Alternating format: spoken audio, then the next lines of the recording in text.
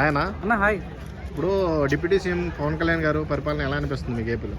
అన్న నేను చిన్నప్పుడు పుస్తకాలు బాగా చదివాను అన్న. పుస్తకాల్లో కొత్త లీడర్స్ ఛత్రపతి శివాజీ కానీ డాక్టర్ బాబాసాహెబ్ అంబేద్కర్ కానీ చూసినప్పుడు అరే ఇలాంటి రాజకీయ నాయకులు కానీ ఇట్లాంటి మనస్తత్వం ఉన్న లీడర్స్ అసలు ఉంటారా అనుకున్నా. అసలు చూసినా ఎక్కడ ఏ లీడర్ చూసినా స్వార్థంగా ఉంటారు, ఆ రకంగా ఉంటారు. కానీ నిజంగా అట్లా నేను బుక్లు చదివిన రాజకీయ నాయకులు చూస్తుంటే చాలా గర్వంగా అనిపిస్తున్నా.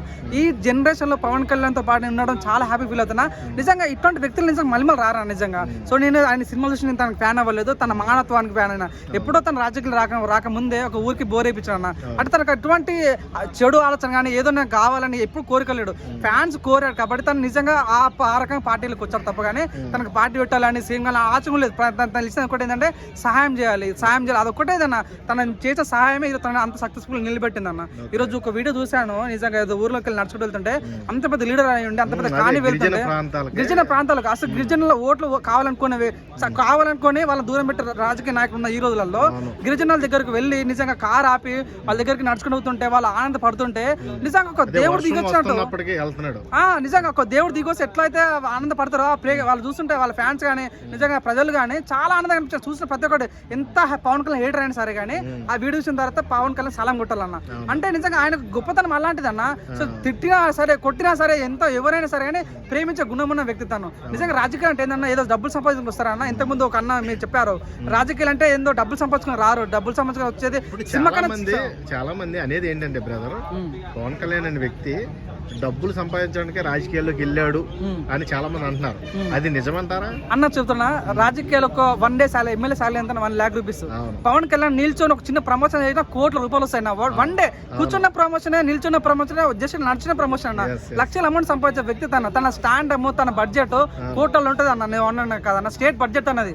అట్లాంటి పవన్ కళ్యాణ్ సినిమాలు అన్ని పక్కన పెట్టేసి నాకొద్దు, నేను సినిమాలు ఈ డబ్బు నేను తినలేకపోతున్నాను, ప్రజలకు సాయం చేయాలని ఉద్దేశంతో నిజంగా తను సాయం చేస్తుంటే మొన్న ఏంటి ఎలక్షన్ లో కూడా చిరంజీవి చెప్పాడు తనకు సినిమాలకు ఇష్టం లేకుండా నేనే బలవంతంగా సినిమాలు తీసుకొచ్చా. కానీ తనకు చాలా ఇష్టమైనది ఏంటంటే ప్రజాస్వామ్యం, ప్రజలకు హెల్ప్ చేయడం చాలా ఇష్టం, ప్రజాసేవ చేయడం అబ్బాయి చాలా ఇష్టం అని చిరంజీవి చెప్తుంటే అరే నిజమైన వ్యక్తి కదా, ఇట్లాంటి వ్యక్తులు కదా నిజంగా తన ఏ పార్టీలైనా సంబంధం ప్రజలు మంచిగా కోరుకునే వ్యక్తి. ఇప్పుడు చాలా మంది అంటారు కూటమి లేకుంటే పవన్ కళ్యాణ్ గెలిచేవాడు అంటారు. అరే ఏ కూటమి ఉన్నా లేకుండా మాకు సంబంధం లేదు, పవన్ కళ్యాణ్ కూటమి ఉన్నా లేకుండా 100% ఎమ్మెల్యే గెలిచేవాడు. అప్పుడు మేము చాలా మేము అనుకున్నాం మన మీడియా ముందుకు వచ్చి పవన్ కళ్యాణ్ చాలా మంది అనేది ఏంటంటే కూటమి ప్రభుత్వం లేకుండా ఈసారి పోటీ చేసే అవకాశం ఉందంటారా? 100% చెప్తానన్న. నాకు ఫుల్ ప్లెడ్జ్ నమ్మకం ఉంది. తను చేసిన సేవలు, మొన్న వరదలు వస్తుంది అతి పెద్ద అమౌంట్ ఇచ్చాడన్న తను అనుకుంటే ఇచ్చేవాడు కాదు. చాలా మంది ఉన్నారు, చాలా మంది మరి అవతల తన గురించి విమర్శించే నాయకులు ఎందుకు ఇయ్యలే డబ్బులు. ఈయనకు అటువంటి స్వభావం ముందు నుంచి ఉంది కాబట్టి ప్రజలకు ఎటువంటి ఆపద వచ్చినా తను ఉంటాడు. తను చెప్తానన్నా ఇట్లాంటి వ్యక్తులు రారన్న, మళ్ళీ రారు. దయచేసి ఆయన గురించి నెగిటివ్ మాట్లాడదని మనస్ఫూర్తి అనుకుంటున్నా. ఒక చెప్తానా, ఇట్లాంటి వ్యక్తులు చరిత్రలో నిలిచిపోయే వ్యక్తులు అన్న. నేను పుస్తకాలు చూసాము, ఈ రోజు నిజంగా కళ్ళ చూస్తుంటే చాలా హ్యాపీ ఫీల్ అవుతున్నాము.